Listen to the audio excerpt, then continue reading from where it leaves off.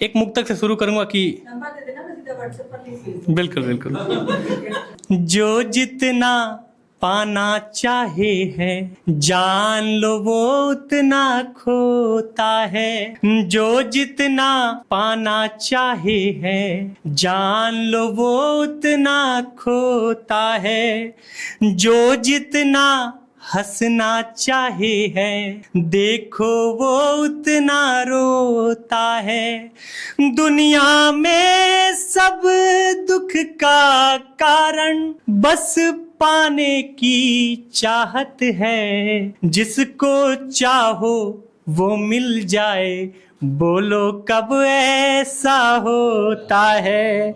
जिसको चाहो वो मिल जाए बोलो कब ऐसा होता है। बनारस में सब पढ़ रहे थे, बनारस के बगल में ही हूं मैं, बनारस के बगल कह रहे तो बनारस पे भी कि सुबह बनारस शाम बनारस, सुबह बनारस शाम बनारस, इश्क बनारस काम बनारस, सब कुछ बनारस में है। सुबह बनारस शाम बनारस, इश्क बनारस काम बनारस, पुण्य बनारस पाप बनारस, मोक्ष बनारस धाम बनारस, तेरे दिल में मेरे दिल में जो रहता वो नाम बनारस। और बनारस पे ही था कि काश एक ऐसा दिन भी जिंदगी में आए। मैं पढ़ता हूं, एक मिनट रुक जाइए कि एक दिन जिंदगी में ऐसा भी आए। सुनिए भैया, एक दिन जिंदगी में ऐसा भी आए मुझसे मिलने तू बनारस के गंगा घाट पर आए।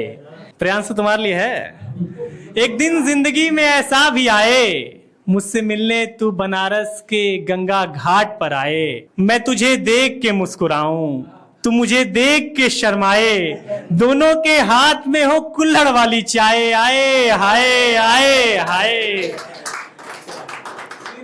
अब धीरे धीरे आप सुन रहे हैं तो मैं अब मूड में आया हूं तो मैं अब सुनाता हूं। देखिए 1.5 घंटा आपको सुना है तो 15 मिनट तो आपको भी झेलना पड़ेगा। एक गजल नहीं लिखी है, सुनिएगा। मेरे माथे पे जब शिकन आए, मेरे माथे पे जब शिकन आए उसका चेहरा उदास बन आए। मेरे माथे पे जब शिकन आए उसका चेहरा उदास बन आए। मुझको चाहे है ये जमाना पर, मुझको चाहे है ये जमाना पर, एक उस पर ही मेरा मन आए, एक उस पर ही मेरा मन आए। पूरी दुनिया वो जीत सकता है, पूरी दुनिया वो जीत सकता है, हारने का जिसे भी फन आए, हारने का जिसे भी फन आए।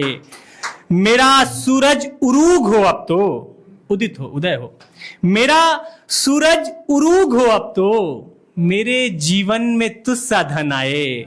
मेरा सूरज उरूग हो अब तो, मेरे जीवन में तुझसा धन आए। देर हो जितनी पाने में मंजिल, देर हो जितनी पाने में मंजिल, रंग मेहंदी का उतना घन आए, रंग मेहंदी का उतना घन आए।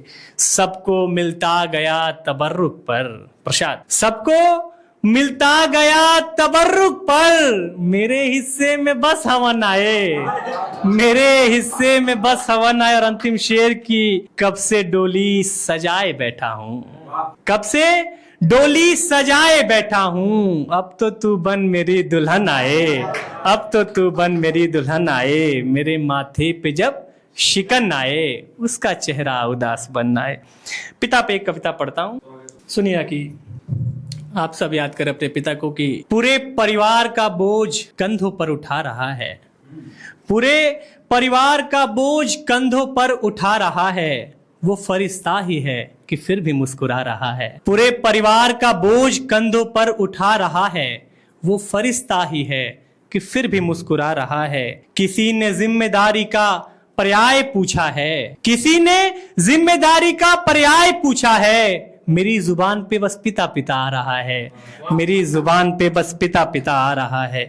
कड़कती धूप जो आती है इस जमाने से, कड़कती धूप जो आती है इस जमाने से, वो एक छत है जिसका छांव बना रहता है। तू परेशान ना हो मैं व्यवस्था कर दूंगा, पिता वो शख्स जो हर बार यही कहता है। तू परेशान ना हो मैं व्यवस्था कर दूंगा, पिता वो शख्स जो हर बार यही कहता है।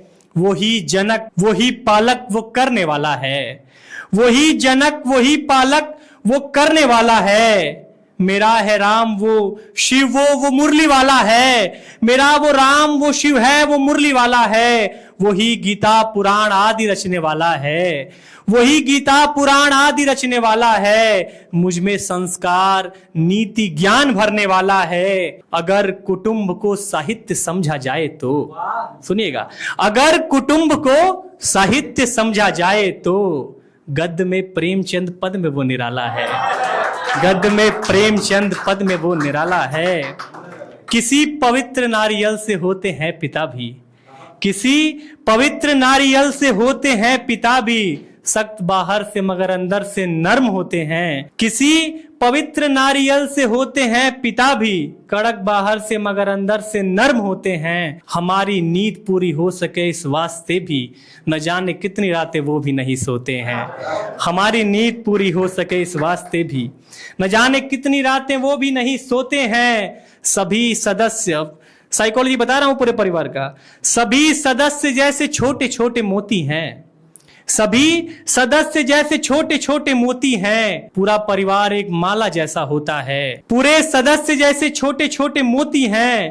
पूरा परिवार एक माला जैसा होता है। माँ वो धागा है जिसमें मोती लगे होते हैं। पिता वो गांठ जिससे माला बंधा होता है। माँ वो धागा है जिससे मोती लगे होते हैं। पिता वो गांठ जिससे माला बंधा होता है। सामने छोटा पर प्रभाव बहुत होता है। अगर वो गांठ ना हो माला नहीं होता है। अगर वो गांठ ना हो माला। तो पिता पे एक कविता थी, अब कुछ पंक्तियां सुना रहा हूं, उसके बाद एक और कवि हमारे बीच में है, श्याम भैया, उनको आमंत्रित करेंगे। बहुत टाइम से आए हैं, असली भारतीय आप ही हैं। या फिर हो सकता है कि आप समय से आए, हमने जल्दी चालू कर दिया। भैया एक मिजाज का गजल हो जाए, ये तो सीरियस थोड़ा हो गया। एक क्योंकि दिल्ली विश्वविद्यालय में है और जिस उम्र में है उस उम्र का पढ़ता हूं। भैया बहुत माहौल खराब करके गए हैं, मैं आपको मोटिवेट करता हूं। बस सच कहेंगे जब से कसम खाए हुए हैं। बस सच कहेंगे जब से कसम खाए हुए हैं। इंसानों की दुनिया में हम सताए हुए हैं। बस सच कहेंगे जब से कसम खाए हुए हैं। इंसानों की दुनिया में हम सताए हुए हैं। पहले लगाया हाथ फिर होठों से छू लिया। पहले लगाया हाथ फिर होठों से छू लिया। रुखसार उसके लाल है शर्माए हुए हैं। रुखसार उसके लाल है शर्माए हुए हैं। और पाने को जिसको मांगते मन्नत ये सारे लोग, स्वाभिमान का शेर अभी सुनिएगा। पाने को जिसको मांगते मन्नत ये सारे लोग, यारो वो शय हमारे ही ठुकराए हुए हैं। यारो वो शय हमारे ही ठुकराए हुए हैं। जितना मिला है मुझको उसका 2 गुना दिया। जितना मिला है मुझको उसका 2 गुना दिया। अब प्यार की बारी है वो घबराए हुए हैं। अब प्यार की बारी है वो घबराए हुए हैं। और लिपस्टिक का गीलापन कई दिन से नहीं मिला।